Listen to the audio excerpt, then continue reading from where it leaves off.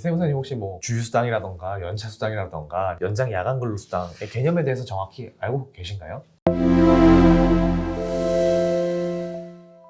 안녕하세요. 신강인 세무사입니다. 오늘은 김한성 노무사님과 제가 함께 영상을 준비하게 되었는데요. 세무규정은 거의 모든 회사에서 맡기고 있는데 노무관리는 노무사한테 맡기지 않는 경우들도 있고, 또 어떤 회사는 세무관리는 세무사에게, 노무관리는 노무사에게 맡기는 경우도 있는데 그 세무사랑 노무사가 서로 소통이 원활하지 않은 경우들도 많아요. 그래서 이번 영상에서는 노무관리를 노무사한테 맡기지 않는 경우 어떤 문제가 발생할 수 있는지, 그리고 이제 노무사한테 노무관리를 맡긴다고 하더라도 세무사와 노무사가 서로 소통이 원활하지 않으면 어떤 문제가 발생할 수 있는지에 대해서 저와 옆에 계신 노무사님과 함께 이야기를 나눠보려고 합니다. 안녕하십니까, 노무사님. 안녕하세요. 김한성 노무사입니다.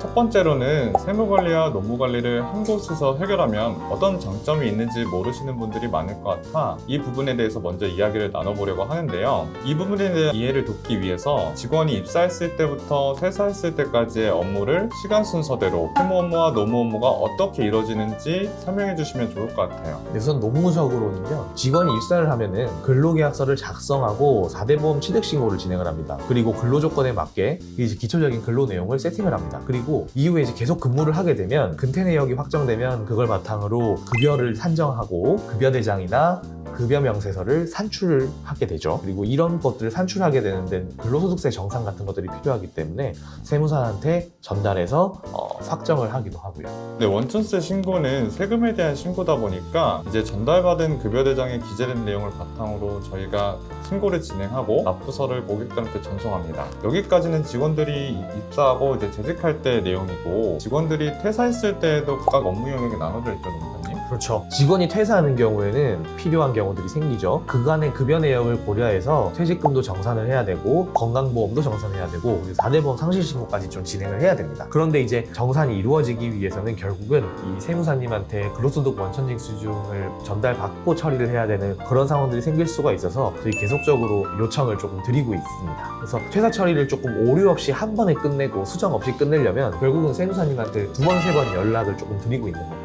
그렇군요. 말씀을 들어보니까 세무 서비스와 노무 서비스를 하나로 묶어서 제공받으면 고객들도 더 정확하고 빠른 피드백을 받을 수 있을 것 같아요. 이러면 만족도가 굉장히 높을 것 같은데. 그렇죠. 한 번에 연락이 다 되고 뭐 오류가 없어지니까 세무기장을 맡기거나 노무관리를 맡기거나 할 때 이런 부분들을 고려한다면 훨씬 더 용이할 수 있겠죠. 첫 번째 주제를 통해서 세무관리와 노무관리를 둘 다 받아야 되는 이유, 그리고 이 두 가지를 한 곳에서 받으면 어떤 장점이 있는지에 대해서 알아보았는데요. 이제 이어서 다음 주제로는 스타트업을 운영하시는 대표님들께서 어떤 문제가 발생했을 때 이걸 세무사한테 물어봐야 될지 아니면 노무사한테 물어봐야 될지 헷갈리는 경우들이 많이 있어요. 특히 이제 급여랑 4대 보험 관련해서 좀 그런 경우들이 많은 것 같아요. 노무사님, 그 세무기장을 맡기면 급여 관리도 같이 해준다고 많이들 생각을 좀 하시고, 또 실제로도 세무사님들이 이제 급여 관리를 대행해주는 경우들이 많은데 괜찮나요? 그렇게 안 괜찮죠? 세무사님 혹시 뭐 주휴수당이라던가 연차수당이라던가 연장 야간 근로수당의 개념에 대해서 정확히 알고 계신가요? 저도 이제 그런 게 있다고만 알지 사실은 잘 몰라요. 세법 공부하고 검토하기도 워낙 바쁘고, 그 말씀 주신 부분은 근로기준법 관련된 내용 아닌가요? 그렇죠. 결국 세무사님들은 주휴수당이나 연차수당이나 이런 것들을 잘 모르시는데 또 이런 것들 고객들께서 질문을 하시거나 하면 어떻게 조금 처리를 하세요? 저는 이제 그 부분은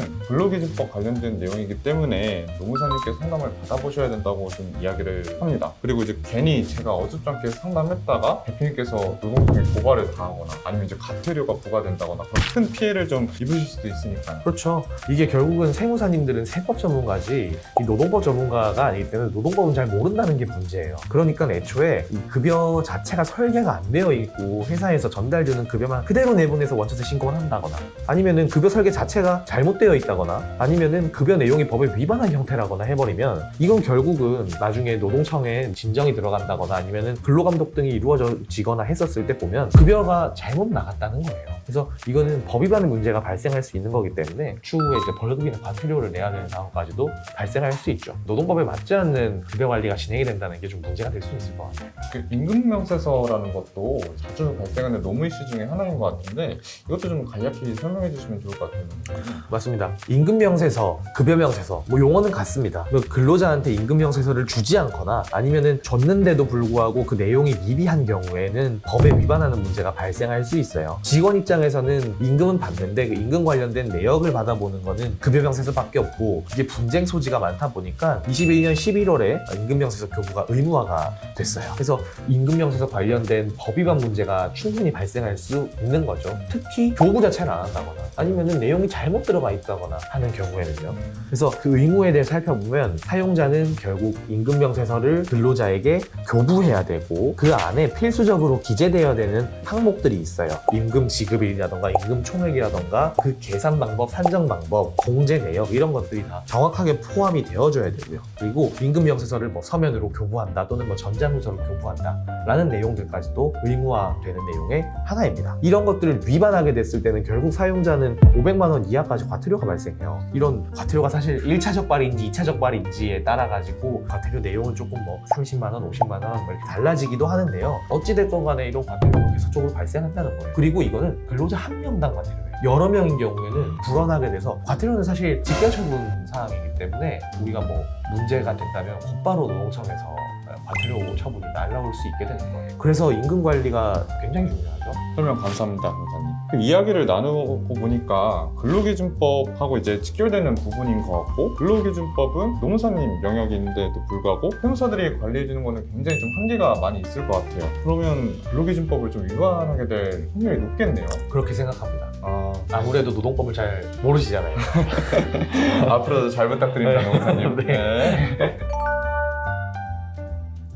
이제 마지막으로는 그 스타트업 컨설팅에 대한 부분에 대해서 좀 얘기를 나눠보려고 하는데요. 스타트업은 국가에서 세금 혜택도 되게 폭넓게 적용을 하고 정부 지원 사업을 신청할 기회도 많이 제공을 하고 있어요. 이런 부분에서 세무관리와 그 노무관리를 한 번에 받을 때 효과가 극대화 되겠죠. 우선 인건비와 관련된 부분에 있어서 그 인건비를 어떻게 설정하는지에 따라서 세금 측면에서 유리한 점과 불리한 점, 이걸 이제 세무사인 제가 검토를 하고요. 각종 정부 지원금, 특히 그 고용지원금이 있는데 그런 고용지원금 대상에 해당되는지 여부는 옆에 계신 노무사님께서 검토를 이제 해주십니다. 그러면 이제 절세랑 고용지원금 이런 종합적인 컨설팅까지도 가능하겠네요. 네, 맞습니다. 근데 노무사님, 그 정부 지원금, 이제 특히 고용지원금 관련해서 굉장히 많은 업무를 수행을 하셨고 또 지금도 많이 하고 계신 걸로 알고 있는데 이 사업자가 받은 고용지원금이 실무적으로 어떤 영향을 미치는지 알고 계신가요? 아니요, 수령한 내역이나 이런 것들 전달달라고 하셔가지고 전달드린 적은 있는데 이게 세무적으로 어떻게 쓰이는지 전혀 모르고 있어요. 사업자가 고용지원금을 받았을 경우 그 받은 금액만큼 세무적으로 수익에 해당합니다. 그래요?